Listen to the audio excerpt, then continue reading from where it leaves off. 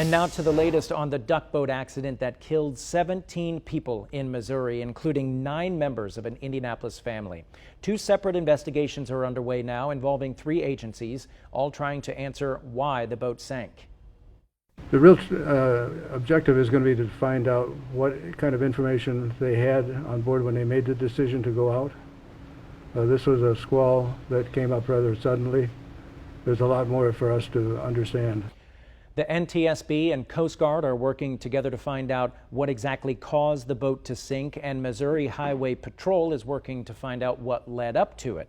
Investigators have recovered a video from on board the boat that's being sent to Washington, D.C. to be analyzed. Investigators believe it will give them a minute-by-minute account of what happened on the boat.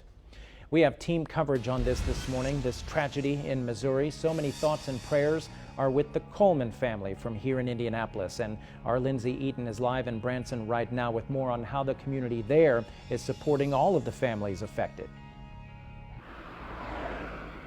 Yes, good morning, Zach. Throughout the day and into the night, this memorial here outside of Ride the Ducks has continued to grow. Now, among the flowers, the candles, and stuffed animals, there's a handwritten list of all the victims' names and ages, including those members of the Coleman family. And right underneath the Ride the Duck sign, there's a wooden cross. It says "In Loving Memory" with the date there. Now, less than 24 hours ago, Tia Coleman, one of the 2 Hoosier survivors, shared her emotional story, asking everyone to remember her family for the beautiful people they were.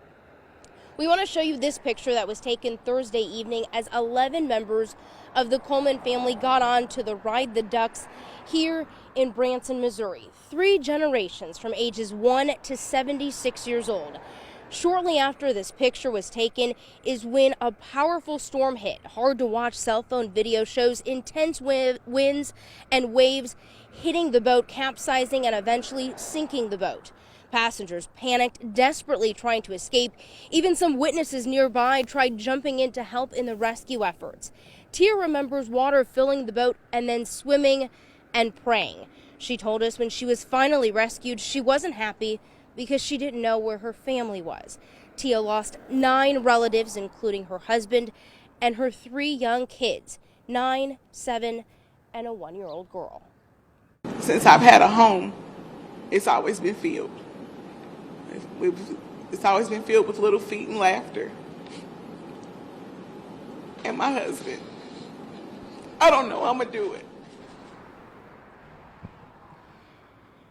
Tia has raised questions about life jackets. She says they were told by crew members not to worry about putting them on because they wouldn't need them. Of course, that is one of the several questions that is part of this ongoing investigation. Now, I want to give you another look at this touching memorial outside of Ride the Ducks. Just this morning, we have already seen people coming out here paying their respects, putting out flowers. We've seen a runner, a couple, a bicyclist just stop paying their respects, taking a moment just to really take it all in and to really think of these families and their friends and the community who lost so much. I can tell you there is a memorial planned here for this afternoon over at the College of Ozarks.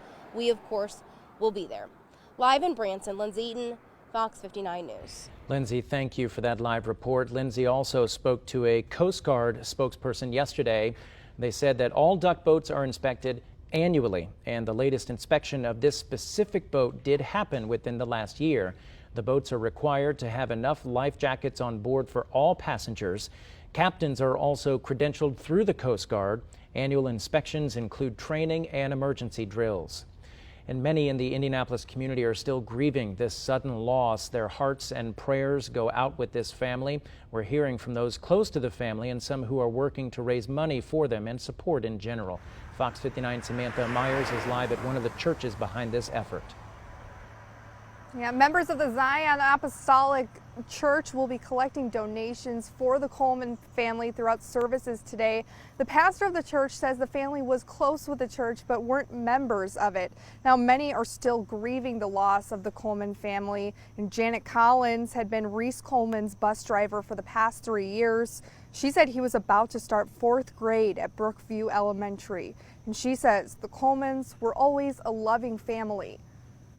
Reese was a ray of sunshine. When he got on the bus, he had the whole bus singing. If you didn't remember a nursery rhyme, he remembered them all. And we sang, and he was funny, and he was very, very smart.